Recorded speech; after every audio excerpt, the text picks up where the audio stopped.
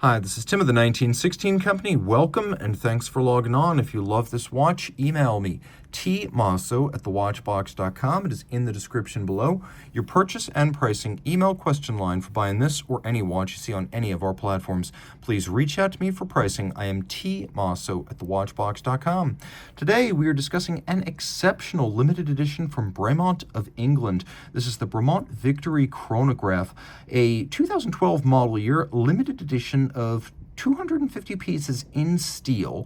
It pays tribute to HMS Victory, Admiral Nelson's flagship at the Battle of Trafalgar in 1805. It is the longest continuously serving British naval vessel, a preserved museum, and it lends several elements of its original fabric to this edition. So 43 millimeters in diameter in stainless steel. The watch is burly, as thick as a man of war, 17.1 millimeters thick, and from lug tip to lug tip, 49.7 millimeters, with a 22 millimeter spacing between the lugs. Now I'm going to throw it on my wrist, which is 16 centimeters in circumference. It is comfortable but large. I would recommend it for a wrist no smaller than mine, frankly. Do not expect it to fit underneath the cuff, and you can see that well here, but I'm going to zoom out a little bit. I ordinarily don't do these distant shots, but I want to show you that if you're a fairly large person, even if you have a thin wrist, this will fit and it will look pretty good. It's comfortable, it's handsome. I actually dig the complications, and I'm a former Navy guy myself, U.S. Navy, so I also like the nautical associations and the reference and deference to history. Now, the watch includes a strap that is substantial, large rectangular scale alligator leather, semi-gloss. You can see there's a lot of bolstering or stuffing to give it volume, and then it features a sheer cut side showing you the layers of leather, calfskin on the bottom, Bremont factory strap. Note no crimping, no gouging. And then we have a buckle, a simple steel pin buckle with a little bit of beveling, uncomplicated but suitable for the watch, which is a sporting model.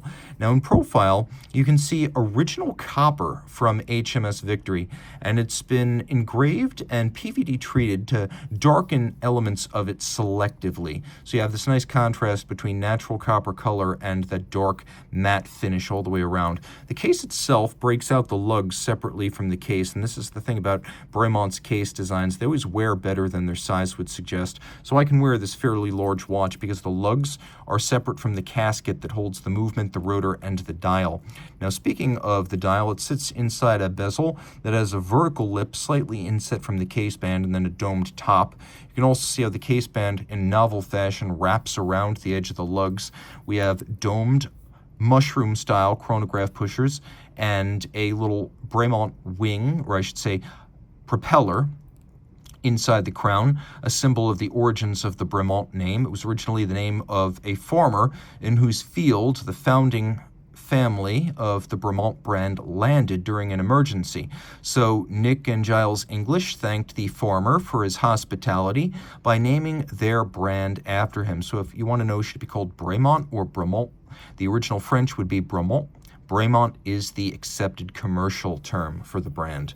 Taking a quick look, you can see the dial incorporates two retrogrades, one for seconds, and it's a 30-second retrograde, so it's jumping fairly frequently, and then another one for the date. It's also a chronograph. You can see the watch is made in London, or just outside of London. We have a chapter ring around the edge that features a combination of black printing for the seconds and the minutes, and then little red Arabic numerals. We also have a lovely vertical Arabic numeral font of transferred lacquered Arabic numerals, a Mercator-style projection, almost as though you're looking at a chart for a ship on each of the retrogrades, and then a concentric pattern inside each one of the sub-registers. Chronograph feel is excellent. It's a cam chrono, but it's a well-tuned one. And then it uses an oscillating pinion. It's a 7750 architecture, even though it's a Sellita SW500. The SW500 is Sellita's version of the ageless and no longer copyright-protected 7750. And the thing about these 7750 architectures is, while they use a cam system for function selection, they use an oscillating pinion for a clutch. It's a type of lateral clutch, albeit one that creates less extraneous motion or play in the chronograph seconds hand when you start up the chronograph. Now, the watch does feature a stop seconds function, so you pull the crown out all the way, it will bring everything to a halt. And then there's also a quick set for the date, so if you wish to, you can rapidly cycle the date. You can watch that retrograde jump in sequence. Flip it over to the reverse, and you can see some original wooden fabric, as well as more copper from HMS Victory. And Right here you can see, "Thank God I have done my duty," attributed to Admiral Nelson when he lay dying on his flagship, but knowing at that point that he had won the Battle of Trafalgar. You can see on the reverse there's also ghosted imagery relevant to the subject matter of the watch. And then underneath, the SW500 in chronometer grade, automatic winding, 46-hour power reserve, 4 Hertz beat rate, twin retrogrades on a proprietary module, and all this water resistant down to 100 meters. You can also see it pivots on 39 joules, solidly more than the standard 25 of a normal 7750, and of course it's a very efficient unidirectional automatic winder.